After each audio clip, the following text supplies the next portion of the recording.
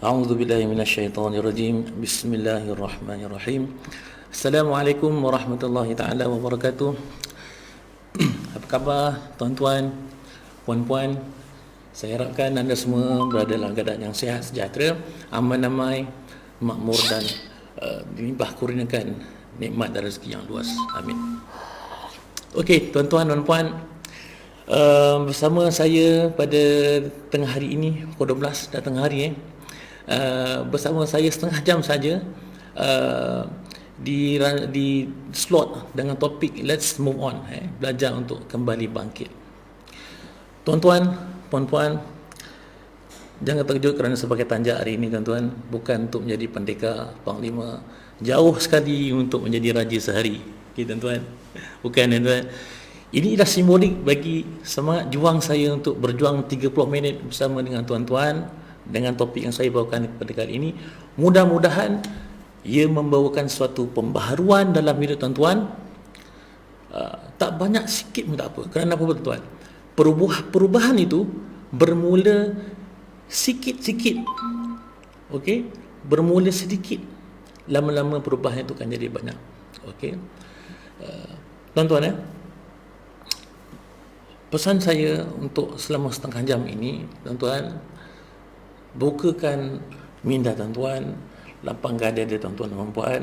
Okey, dengarkan dahulu apa yang saya cuba sampaikan. Mungkin ada sedikit yang pelik, ada sedikit yang macam benda yang tak pernah dengar sebelum ni pun ada. Jadi pesan saya tuan-tuan, dengarkan dulu. Kau boleh ikut kerana ada sesi praktikal yang kita nak buat. Okey, kerana tuan-tuan dan puan, saya tak nak dengar je tak, mesti buat sesuatu supaya jadi satu experiential learning.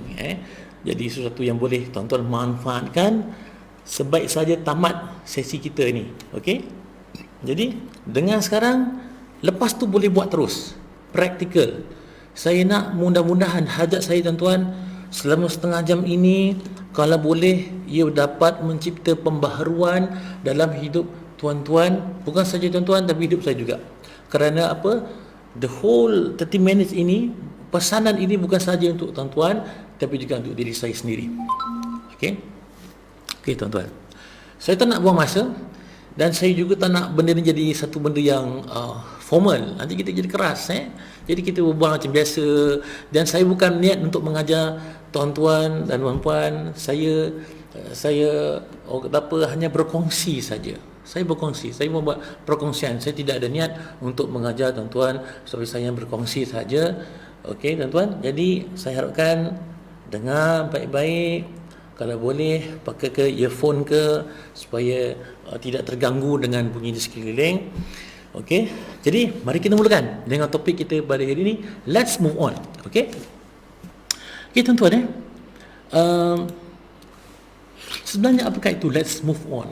Kenapa saya pilih topik ini? Kenapa saya sangat berminat dengan topik ini?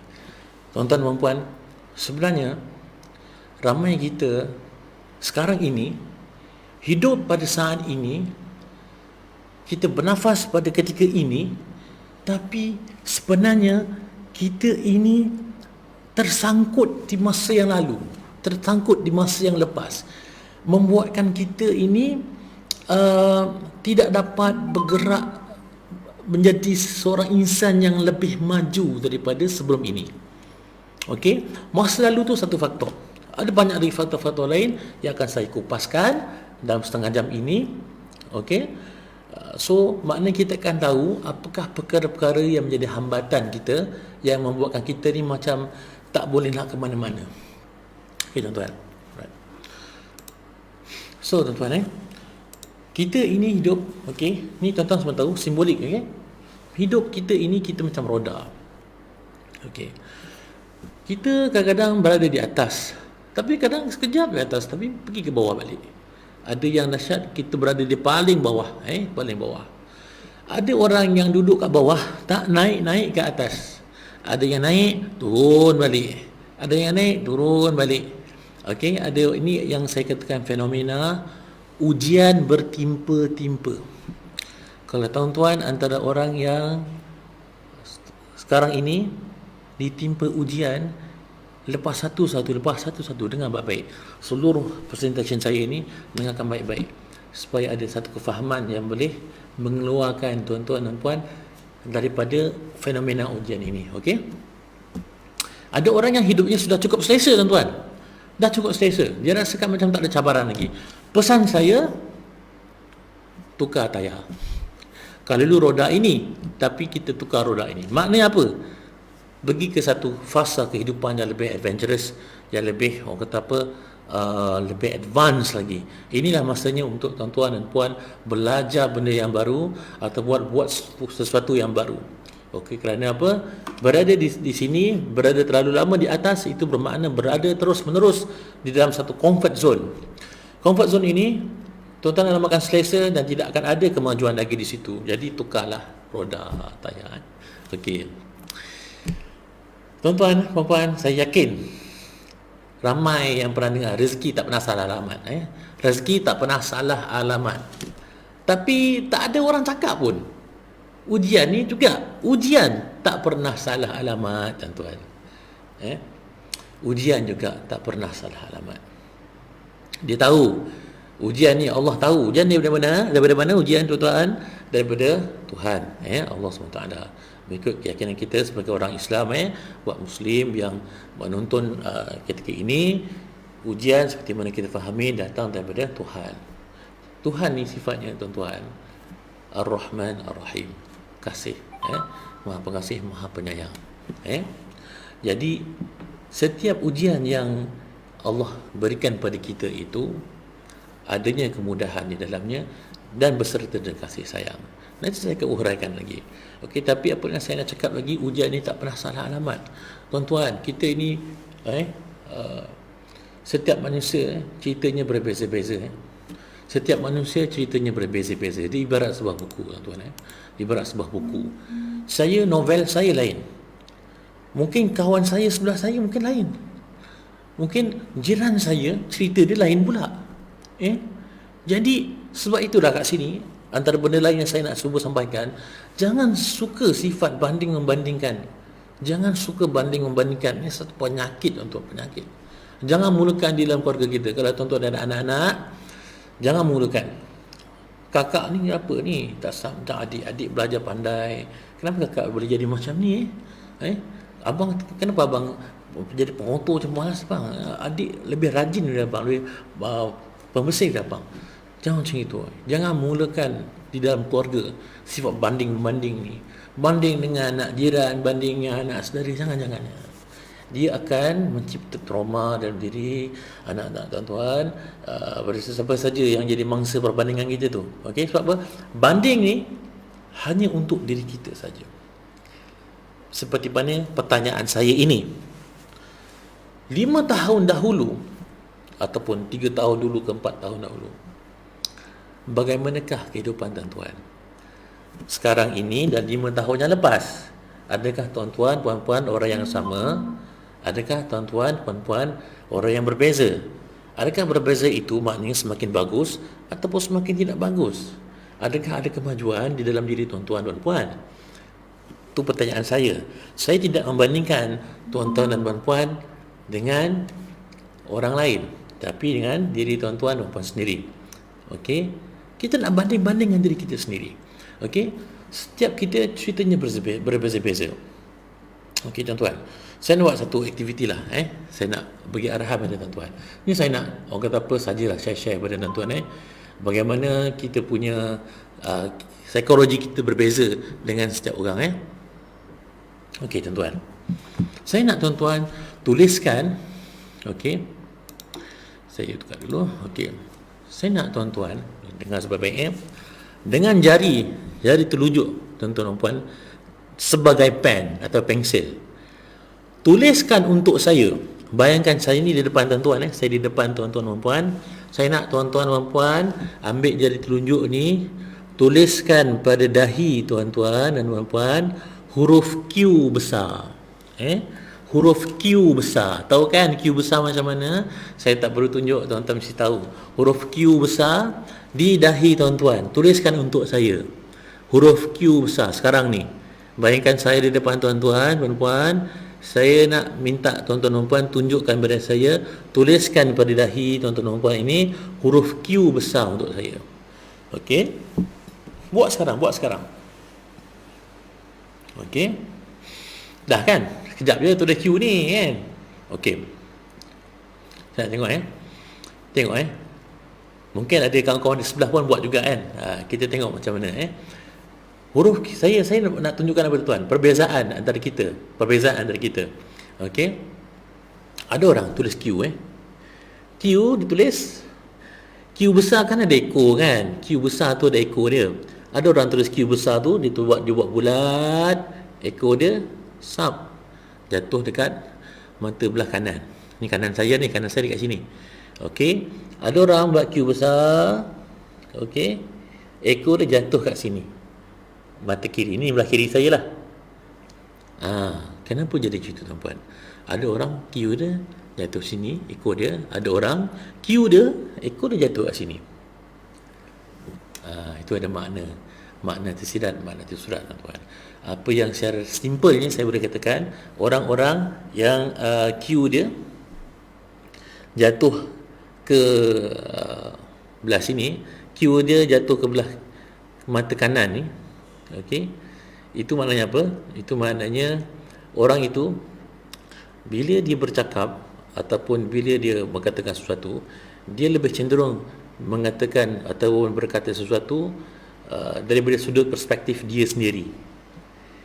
Diri dia sendiri. Dia cenderung pada mengatakan tentang diri dia, hobi dia, apa yang dia suka. Bila dia berbual dengan orang, dia suka tentang orientasinya pada diri sendiri. Okey. Contoh-contoh semua dia ambil dari pengalaman dia. Okey. Apa yang pernah berlaku pada diri dia dan sebagainya. Tapi bila orang yang huruf Q dia buat bulat, Q dia jatuh ke sebelah mata kiri. Okey. Itu maknanya apa?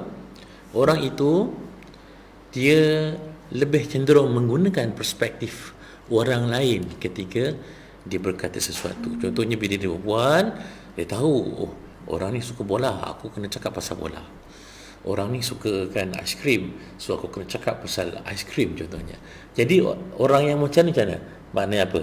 Bila kita buat Q, jatuhnya ekor tu belah kiri, maknanya orang itu lebih gemar, lebih cenderung menggunakan perspektif orang lain dalam satu perbualan tu contohnya. Maknanya dia pandai manipulasi.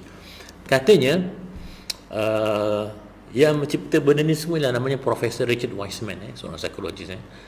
Orang yang buat Q jatuh sebelah kiri ini, dia kalau jadi penipu, memang jadi penipu yang berjaya. Ini macamnya. Sebab apa?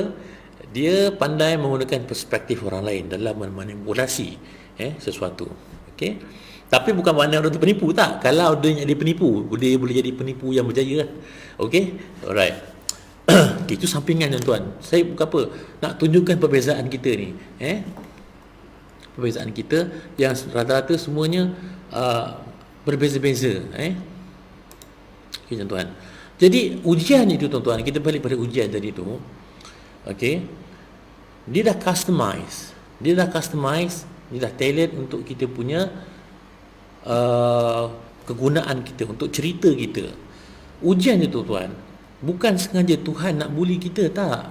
Ujian itu bukan bermakna Tuhan tak sayang kita, tak. Lagi-lagi orang yang ujian ini dia rasa bertiba-tiba kat diri dia, seolah-olah dia kata macam apa, Tuhan ini sengaja membuli dia, Tuhan dah tak sayang dia lagi. Okey, Tuhan nakkan hidup dia jadi gagal. Tak. Saya nak cakap tuan-tuan, ni terutama buat yang Muslim. Allah memberikan azan kepada kita, azan. Dalam azan itu, okey, sehari berapa kali azan? Azan ada 5 kali. Belum campur iqamat lagi. Seruan azan. Dalam azan itu Allah kata apa? Hayya 'alal falah. Hayya 'alal falah ni apa tuan-tuan? Marilah menuju kejayaan. Kita diseru setiap hari 5 kali dalam azan. Marilah menuju kejayaan. Allah sendiri suruh kita menuju kejayaan, nak kita berjaya. Takkan dia Allah sendiri nak gagalkan kita? Tak. Pasti ada sesuatu yang Allah turunkan bersama ujian-ujian itu untuk kita. Okey, tukarkan makna ujian itu. Kenapa? Kenapa kita diuji? Kerana ujian itu untuk membangunkan diri kita, for our growth. Itu untuk stretch kita, diri kita, untuk membangunkan diri kita. Ada pendidikan, lesson di sebalik ujian itu. Bila mana anda diuji berkali-kali, fikirkan, adakah anda sudah belajar daripada setiap ujian itu? Adakah anda sudah belajar daripada setiap ujian yang ditimpakan ke atas anda itu? Dah belajar ke belum? Ataupun anda buat tak tahu? Ada yang kata, tuan-tuan, bila ujian itu datang dan kita tak belajar apa-apa pun daripada ujian tu, kita just abaikan ujian tu je, kita akan ditimpa lagi. Wallahu a'lam, saya tak tahu. Itulah mungkin punca ujian itu datang berkali-kali. Kita kena belajar setiap ujian tu. Dia ada hikmah, tuan. Kita kena yakin, surrender, yakin, have faith, beriman dengan Tuhan bahawa setiap ujian ini adanya kasih sayang Tuhan, adanya kasih sayang Allah. Dia bukan untuk menjatuhkan kita, tapi menaikkan kita. Okey, tuan-tuan? Alright. Tuan-tuan pernah tengok tak satu filem ke, ataupun tak kisahlah mana-mana filem, biasanya di luar negara lah, mana cerita tu, di hujung cerita tu barulah kita tahu, make sense, kenapa orang ni watak ni buat macam ni, kenapa watak ni buat macam ni. Contohnya yang dekat mungkin Ocean 13 ke Ocean 12 ke, bagaimana dia pencuri tu nak curi belian tu ke, duit tu, macam-macam dia buat caranya. Kita mula tak faham kenapa dia buat ni macam ni, tapi at the end cerita tu barulah everything make sense. Oh, rupanya macam ni. So kita kagum dengan cerita tersebut, betapa pengarah tu bijak menyusun idea, membuatkan kita viewers ni, kita pun para penonton tak terfikir pun kenapa scene-scene sebelum ni buat macam ni, tak terfikir. Rupanya di akhir cerita tu barulah everything make sense. Macam tu juga lah hikmah, tuan-tuan. Hikmah ni, tuan-tuan, ada yang tuan-tuan boleh cari, yang tersurat, tapi yang tersirat kadang kita tak nampak. Jadi jangan terlalu mencari hikmah di sebalik ujian. Jangan terlalu mencari. Kadang-kadang kita tak dapat jumpa. Sebab apa? Macam contoh filem saya tadi tu, itu pun kadang kita tak terfikir macam mana pengarah filem tu boleh fikir sampai ke situ. Itu orang, tuan-tuan. Ni Tuhan. Tuhan punya idea, fikiran, it's beyond our thought, pemikiran kita. It's beyond, melangkaui. Kadang-kadang dah lama baru kita tahu kenapa ia terjadi. Okay? Jadi kita surrender. Okay, tuan-tuan. Kita hidup, ada orang yang rasa terkurung, macam tak ada ke mana-mana lagi, tuan-tuan. Dia rasa macam buat apa-apa pun tak jadi. Dia mengingatkan saya tentang cerita tentang gajah, tuan-tuan. Gajah ni, tuan-tuan, orang yang bela gajah ni, dia kecil-kecil, dia tambat gajah tu dengan satu ni, macam satu batang tiang kecil ni. So gajah ni tak boleh buat apa. Bila gajah ni try untuk melepaskan diri, dia pun tak boleh buat apa-apa. So gajah ni bila dah besar pun dia rasa tak berdaya dengan tiang ni. Okay? Dia rasa macam tak boleh melepasi tiang ni. Kenapa? Kerana dari kecil-kecil lagi sudah diteramkan daripada minda dia takkan kuat untuk melepaskan diri daripada tiang ni. So sampai besar macam ni. So kita nak tahu, tuan-tuan, apakah benda, kalau gajah ni yang menghambat dia lah tiang ni, tapi kita apa dia, tuan-tuan? Apa yang menghambat kita? So stress. Okay, stress ni, tuan-tuan, bila kita stress, kita tak boleh fikir. Okay? Macam Dr. Bruce Lipton, dia kata stres ni punca penyakit. Okey, dia mampu menghancurkan otak kita. Okey, stres juga, tuan-tuan, dia mengganggu keturunan. Tuan-tuan selalu dengar tak 7 keturunan? Saya rasa ni ada kaitan dia dengan stres ni. Sebab apa? Kalau mengikut kajian daripada Dr. Richard Kong daripada City University of Hong Kong, bila kita stres ni, dia boleh mengganggu keturunan sampai 6 generasi. Okey, apa akan jadi pada keturunan tu? Maknanya dalam DNA dia akan ada satu modification berlaku di situ akibat stres, di mana perangai-perangai orang yang terimpak dengan stres ni akan menjadi cenderung menjadi ganas, menjadi negatif dan sebagainya. Inilah impact stres dalam kehidupan kita. Okey, jadi apa yang saya nak kongsikan bersama tuan-tuan, bila kita stres, okey, stres, tuan-tuan, saya pergi laju sikit, tuan-tuan. Saya nak ceritakan tentang apa yang perempuan perlu tahu. Stres ni dia ada kaitan dengan hubungan antara jantung kita dengan otak. Jantung ni tuan-tuan, didapati ada neuron di jantung kita. Otak ni kita dapat berfikir sebab apa tuan-tuan? Sebab ada neuron. Saintis juga menjumpai neuron yang sama yang didapat di otak kita berada di jantung kita. Maknanya apa tuan-tuan? Adakah jantung kita boleh berfikir? Itulah yang saya katakan sebagai suara hati. Pernah dengar suara hati? Insting, naluri sebagainya. Dia ada kaitan dengan semua tu. Jadi tuan-tuan, bila kita jantung kita ni rupanya setiap hari dia akan berkomunikasi dengan otak kita. Jantung berkomunikasi otak, otak berkomunikasi balik dengan jantung. Dia begitu. Bila kita stres tuan-tuan, bila kita stres nampak dia punya salur connection antara jantung dan otak ni terganggu. Bila kita stres, terganggu. Dia punya jambatan, dia punya jalan terganggu. Jadi jantung tidak dapat bercakap-cakap dengan otak. Sedangkan jantung tu mungkin turunnya intelijen tu berada di jantung kita. Intelijen. Jantung kita ni dapat tahu sesuatu. Daripada kajian-kajian mendapati jika sesuatu berlaku, bukan otak dapat tahu dulu, tapi jantung tahu dulu. Okey? Sebenarnya ini bukan saya nak kata apa benih pasti betul ke tidak, tapi ilham-ilham yang turun pada kita itu berkemungkinan besar diturunkan pada dada-dada kita. Okey? Dan dada kita iaitu jantung kita ini, iaitu hati kita ini, di mana hati kita itu membawa ilham-ilham itu, isyarat-isyarat itu pada otak.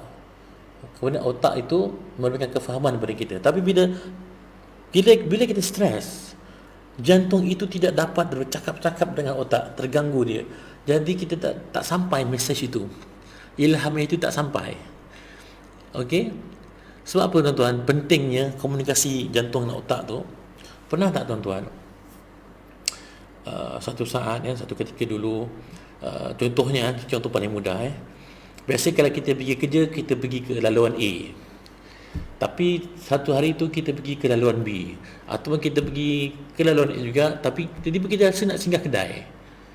Bila kita singgah kedai, tiba-tiba kita jumpa kawan contohnya. Dan kawan kita rupanya dia orang kata apa, memang nak ada sesuatu untuk kita. Contoh ada job untuk kita ke, ada sesuatu untuk kita ke yang menambah pendapatan kita. Jadi nampak tak benda tu? Semua itu ialah kerja daripada jantung kita tu yang menerima mesej isyarat daripada Allah SWT.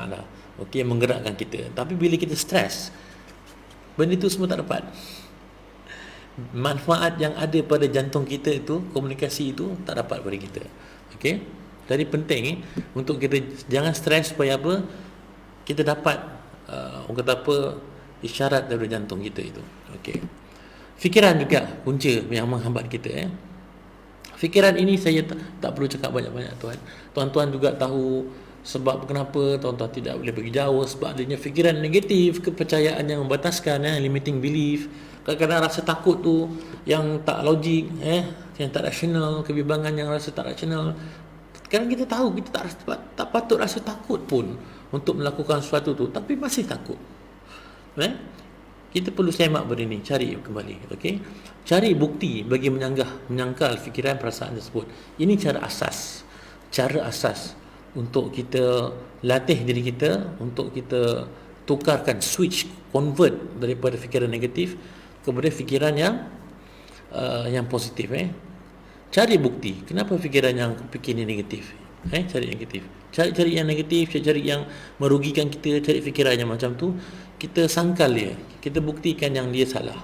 Okey, insya-Allah akan jumpa. Untuk teknik yang lebih advance, saya jemput tuan-tuan, datanglah sembang-sembang dengan saya. InsyaAllah saya akan ada banyak lagi teknik yang pantas untuk kita combat ataupun kita hapuskan fikiran negatif ini. Okey, ini sebagai latihan tuan-tuan. Ambil satu kertas. Okay, ambil satu kertas, lukiskan gambar rajah macam ni di atas sekeping kertas. Gambar nak kena sama dengan benda ni. Okey, capailah mana-mana kertas tak kisah. Okey, lukis macam ni, tapi syaratnya pensel tu jangan angkat. Pensel jangan angkat. Pen ke jangan angkat. nak kena sama macam ni. Okey, saya nak tuan-tuan gunakan fikiran, percaya bahawa tuan-tuan puan-puan boleh mendapat solusi ni. Macam mana nak buat? Okey, so macam mana tuan-tuan buat tu ikut daya kreativiti tuan-tuan, tapi saya nak tuan-tuan tanamkan pada kepercayaan fikiran tuan-tuan bahawa aku boleh buat, aku akan dapat solution dia. Okey, lukis yang macam ini, okey, tanpa mengangkat pen atau pensil. Okey, tuan-tuan, di akhir nanti mungkin saya akan tunjukkan macam mana cara buat. Kita dah nak habis masa tuan-tuan, tapi banyak lagi yang saya nak tunjukkan. Kita cepat sikit tuan-tuan, minta izin tuan-tuan. Okey, emosi antara perkara selain fikiran tadi yang menyebabkan kita tak dapat nak move on tuan-tuan. Emosi sangat mempengaruhi kehidupan. Guru saya dia pernah kata, dia kata kita nak ubah kehidupan kita senang je. Ubah emosi, kehidupan akan terubah. Ubah emosi, kehidupan akan berubah. Maknanya apa? Bila kita hidup sekarang ini, contohnya kita sudah lama tak rasa bahagia, kita tak rasa serabut, ada saja tak kena dalam hidup kita ini, sebenarnya ianya dibentuk oleh emosi kita yang negatif. So maknanya apa? Jadikan dia positif. Lebih banyak emosi yang positif yang kita rasakan, kehidupan ini akan berubah. Secara mudahnya begitu. Okey. Ini David R. Hawkins dalam bukunya Power vs Force. Saya tunjukkan tuan-tuan kajian dia mengenai jiwa kita, emosi kita. Dia kata rupa-rupanya ada beberapa tingkatan. Ini saya nak kongsikan dengan tuan-tuan. Ada beberapa tingkat tentang jiwa yang lemah atau kesedaran yang lemah dan yang tinggi. Okey. Kita sebenarnya boleh tahu kita kat mana, ada cara test dia, tapi apa yang saya nak beritahu ialah adanya tingkatan-tingkatan. Kalau dalam Islam ada nafsul lawamah, amarah dan sebagainya. Okey, nafsul mutmainnah sebagainya. Tapi di dalam kajian ini David R. Hawkins dia menyatakan bahawa adanya level-level getaran-getaran energi yang dihasilkan oleh setiap manusia. Okey, yang boleh mempengaruhi kehidupan dia. Kalau kita di bahagian force ini, okey, biasanya kehidupan kita agak tidak bahagia sangat. Bila kita berubah menjadi atas ini, okey, bila kita berada atas ini, kehidupan insya-Allah akan menjadi lebih mudah, menjadi lebih bahagia. Okey. Alright. Dan ada yang mengatakan bahawa bila kita ini dalam kehidupan yang bila kita merasakan penuh keyakinan, bila kita rasa penuh cinta dan kedamaian, tak ada stres, elemen-elemen halus yang negatif, tuan-tuan faham maksud saya, elemen-elemen yang halus pun susah untuk menyerang kita. Sebab itulah ni saya saja gitu tuan. Tuan-tuan pernah tak tengok Solo Ambush?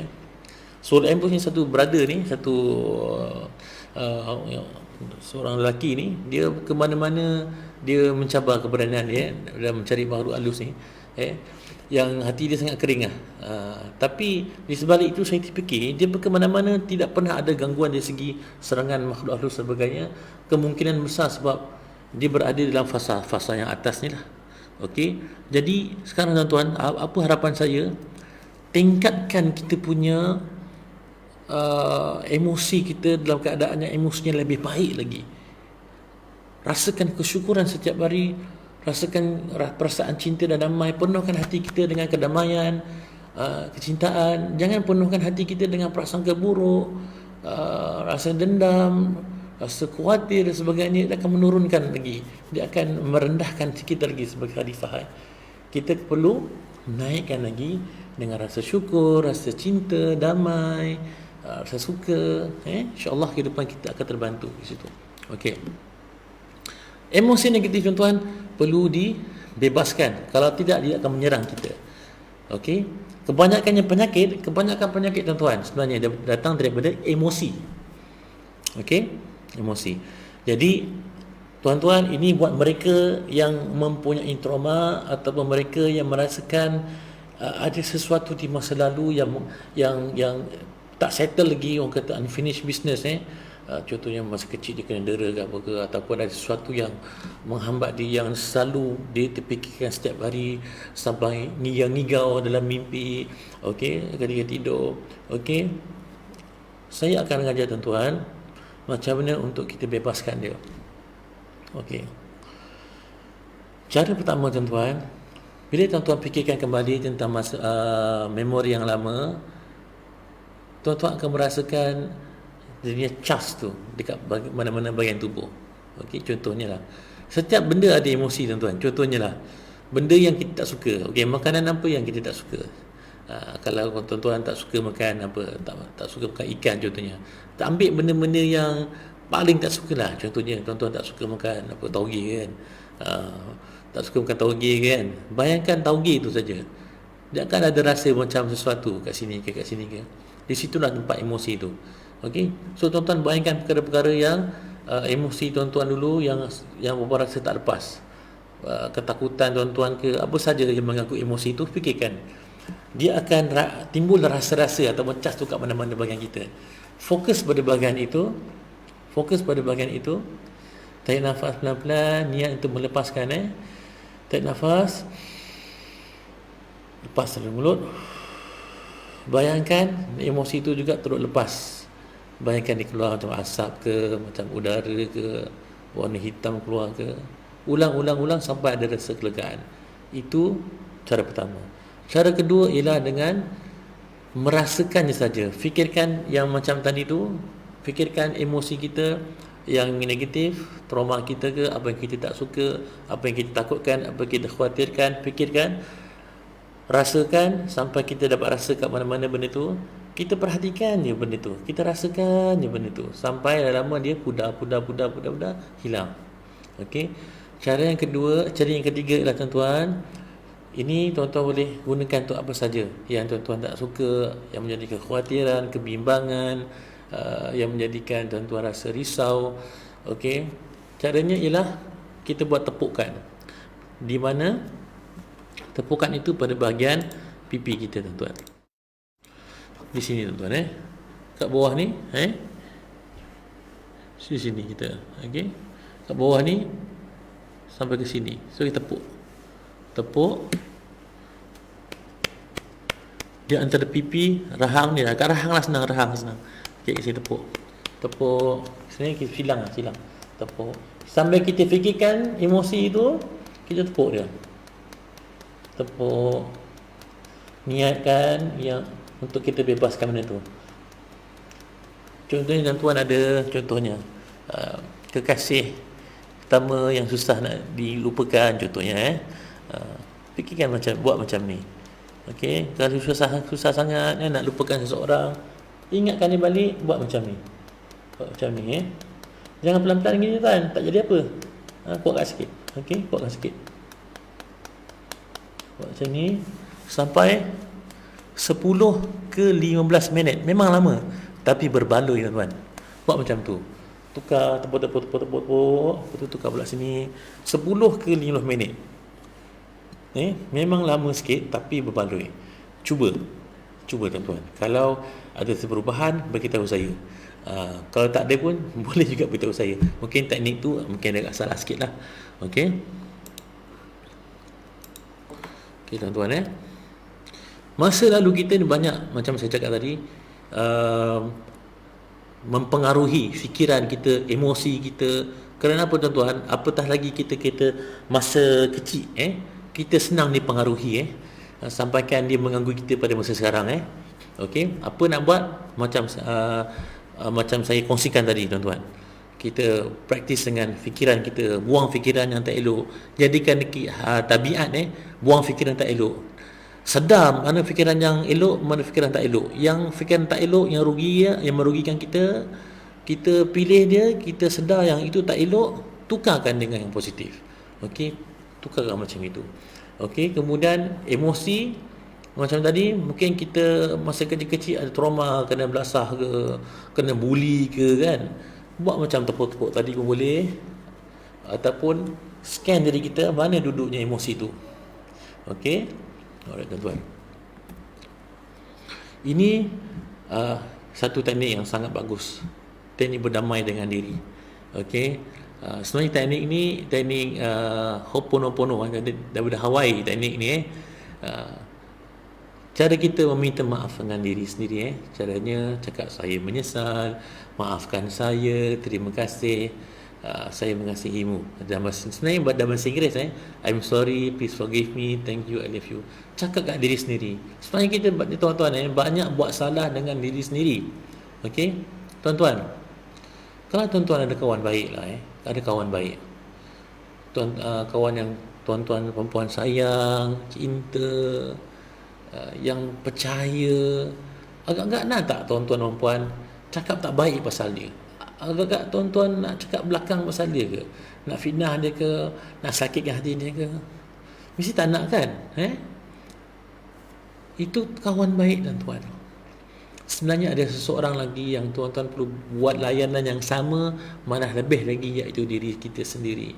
Kita perlu sayang diri kita tuan-tuan, tapi kita selalu condemn diri kita. Kita selalu kutuk diri kita tanpa kita sedari. Kita jadikan diri kita ni penakut. Kita jadikan diri kita ni tak yakin diri. Semua salah diri kita tuan-tuan. Kita pilih makna yang tak elok dalam kehidupan kita ni. Pilihlah makna-makna yang elok. Apa yang berlaku di sekeliling kita tu, kita boleh pilih makna yang elok. Kenapa dia berlaku? Ujian ni kenapa berlaku? Allah sayang aku, sebab tu Allah bagi ujian. Bukannya Allah nak bully aku, Allah tak sayang aku contohnya. Pilih makna-makna yang elok, positif tu kita berikan pada diri kita. Sayang diri kita. Okey, inilah orang kata bukan mantra lah. Dia macam satu perkataan yang menunjukkan kita ni menyesal, kita minta maaf pada diri kita. Okey, mungkin tuan-tuan boleh screenshot benda ni ke apa, nanti boleh cakap balik diri kita. Cakap, wahai diriku, aku menyesal, aku minta maaf, wahai diriku, terima kasih. Terima kasih tu apa? Diri kita cakap balik pada diri kita, terima kasih. Okey, saya mengasihimu. Okey. Okey tuan-tuan, ini pattern of excellence. Kadang-kadang kita ni tak dapat nak move on. Sebab apa? Kita buat kesalahan tu berlaku pada method kita. Mungkin dari segi emosi kita okey, fikiran kita okey, tapi dari segi ilmu, dari segi metodologi, kita salah. Kita buat perkara yang sama berulang-ulang. Ini ramai juga orang buat. Dia nak majukan diri dia, tapi dia buat dengan strategi teknik yang sama. Jadi bila ini berlaku, dia tak akan ke mana-mana lah. Kata Einstein, saya memetik kata Einstein, kegilaan itu adalah mengharapkan sesuatu yang berbeza tapi dengan membuat cara yang sama. Kita nak benda yang berbeza tapi cara yang sama, kita duduk ulang balik je. Ini kesalahan dari segi metodologi. Ubah tu, strategi tu, tambah ilmu, kita ubah strategi tu, buat benda lain. Okey. Ini satu lagi, faktor tubuh. Bila diri kita tak sihat tuan-tuan, bila diri kita tak sihat, sakit, atau ada terdapat ketidakseimbangan dalam tubuh badan kita, ia boleh menjadikan kita berlaku perubahan psikologi dalam tubuh badan kita. Guru saya pernah kata, saya ada belajar penyelarasan tulang, postur tulang. Ada satu klien guru saya, ada satu klien dia lah, sakit dia. Dia ni perempuan tapi dia tak suka berdandan, tak suka bersih-bersihkan diri, dia tak suka, dia main gasak je lah, maknanya tak suka sikat rambut sebagainya. Tapi bila postur badan dia dibetulkan, tiba-tiba berlaku perubahan dalam diri dia. Dia suka berdandan, dia suka sikat rambut, suka bersih-bersihkan diri sebagainya. Jadi sebenarnya kemungkinan antara faktor yang menyebabkan kita ni tidak berubah, susah nak berubah perangai kita, susah nak berubah emosi kita, disebabkan oleh faktor tubuh badan kita. Cuba cek tuan-tuan, mungkin pinggul tu sengit sebelah ke apa tu. Okay. So kita kena betulkan tu. Sekarang ni saya cuba nak sampaikan bahawa faktor yang menjadikan kita ni susah nak move on, kita nak susah nak berubah menjadi lebih maju, boleh jadi pada fikiran kita, emosi kita, method kita, bahkan faktor tubuh badan kita. Okey, berusaha menjadi orang insan yang lebih sihat, insya-Allah tubuh sihat, minda cerdas. Okey tuan-tuan. Okey, sebelum saya nak berakhir ni, saya seperti saya janji tadi, saya nak tunjuk macam mana nak lukis. Sekejap. Macam mana nak lukis bulatan tadi, kalau yang masih ingat saya ada tunjukkan macam mana nak lukis bulatan tadi tu. Ni kertas kosong ni. Cara dia senang je tuan. Okey. Macam mana nak lukis bulatan tadi tu tanpa kita angkat pen atau pensil. Lukis bulatan ni. Kelepitkan. Okey, ni korang saya tak angkat pensil Kelepitkan dia kertas bawah ni. Ni pun boleh lah. Kita kelepitkan dia. Ataupun lukis lengkap dulu bulatan ni. Lukis lengkap dulu bulatan tu. Lalu lukis lengkap kan. Kita kelepitkan kertas sebagai jambatan jambatan. Kita naik atas kertas tu, pensil tu, pergi ke tengah dia. Okey, macam itu. So maknanya apa? Kita boleh lukis bulatan tadi tu dengan gambar seperti ini tanpa mengangkat pen atau pensil, dengan cara kelepit kertas ini sebagai jambatan dia. Jadi possible ke tidak tuan-tuan? Sangat possible. Semuanya bergantung pada fikiran tuan-tuan dan puan-puan. Okey. Okay, tuan-tuan. Kalau tuan-tuan dan puan-puan terlepas tentang teknik yang saya tunjukkan tadi sebagainya, insyaAllah saya rasa video ni ada rakaman dan dia akan ditayangkan kembali. Kalau tuan-tuan dan puan nak belajar dengan lebih lanjut ataupun nak mengalami sendiri terapi-terapi ini, bolehlah ke pusat kaunseling dan kita akan berbicara dengan lebih lanjut lah. Okey tuan-tuan ya. Okey tuan-tuan, saya rasa setakat itu saja perkongsian saya pada kali ini selama setengah jam. Memang tak cukup tuan-tuan. Benda ni 2 hari 3 malam pun apa semua, seminggu pun tak cukup sebenarnya untuk saya uraikan. Saya terpaksa kompreskan dia. Saya cakap tentang perkara-perkara yang penting untuk santapan minda tuan-tuan. Semoga ianya dapat merangsang pengetahuan tuan-tuan, merangsang tindakan tuan-tuan dan berikan motivasi pada tuan-tuan dan puan untuk menjadi orang yang lebih maju, menjadi lebih berjaya. Okey tuan-tuan, setakat itu saja daripada saya. Assalamualaikum warahmatullahi taala wabarakatuh.